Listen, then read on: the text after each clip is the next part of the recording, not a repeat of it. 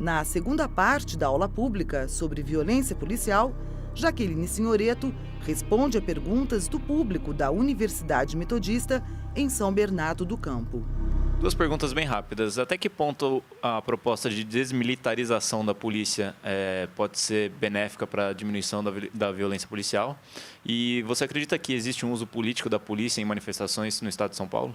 A questão é um pouco maior do que a gente discutir apenas se a polícia é militar ou não é militar, né? Eu acho que a questão tem a ver com o modelo de policiamento e o foco que está colocado na política de segurança pública, né? Então, como a gente tem demonstrado aqui, a violência está sendo concentrada principalmente para fazer o controle ilegal de ocorrências que envolvem circulação de dinheiro, né? Então, a gente está vendo claramente que a política de segurança pública hoje ela visa crimes contra o patrimônio, e ela visa crimes de drogas. 70% das pessoas que são presas, certo? Elas respondem ou por crime contra o patrimônio ou por delitos ligados à venda de drogas. Portanto, nós estamos falando de uma circulação ilegal da riqueza e de uma ação policial que visa isso. Certo? E uma ação policial que não visa os crimes contra a vida. Menos de 7% das pessoas que estão presas no estado de São Paulo hoje cometeu crimes contra a vida. Portanto, não é o crime contra a vida que é o foco da política criminal. Certo? Eu acho que o fato da polícia ser militar ou ser civil, apesar de envolver uma série de coisas que a gente precisa e deve discutir, certo? Eu acho que simplesmente ter uma polícia civil que continue aplicando esse mesmo tipo de policiamento não vai resolver o nosso problema, né? E, por outro lado, eu acho que se a gente tivesse uma polícia militar de tipo comunitário, que estivesse pactuando a política de segurança pública com as populações que ela atende, que estivesse tratando a segurança dos diferentes públicos, certo? Mesmo que ela tivesse uma hierarquia militar e mesmo que usasse a nomenclatura militar, ela poderia vir a servir de uma maneira muito melhor a um modelo de segurança pública na democracia, né? Então, eu acho que o problema é o que uma sociedade democrática espera da sua polícia e o que uma polícia deve responder a uma sociedade democrática, né?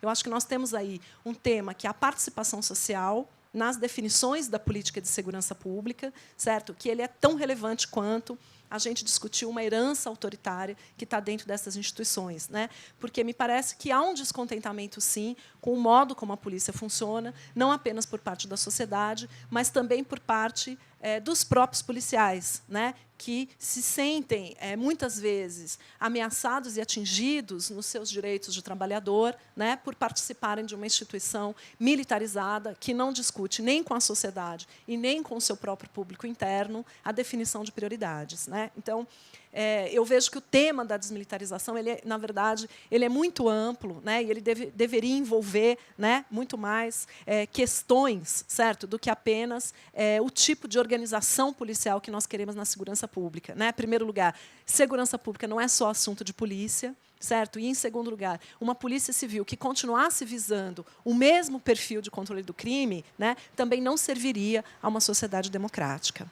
Eu gostaria de saber se você não concorda que esse fato da negligência da justiça em investigar esses casos de mortes causadas por policiais ainda não se torna maior com a população negra.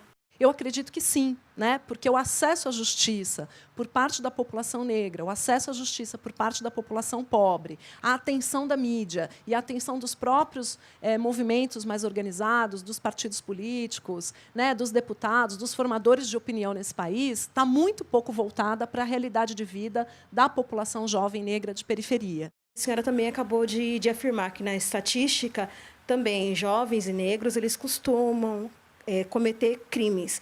Eu gostaria de saber o porquê que, quando tem esse índice, são colocados muitos negros como pessoas que cometem o maior número de crimes, né? E, assim, porque, ao meu ver, acaba sendo bem banalizado. Então, existem tanto brancos quanto negros que cometem crimes, que cometem atrocidades. Não são apenas negros e pobres quem cometem crimes. Então, eu gostaria de saber por que é batido tanto na tecla a respeito desse assunto. Isso não é verdade. Eu não disse isso.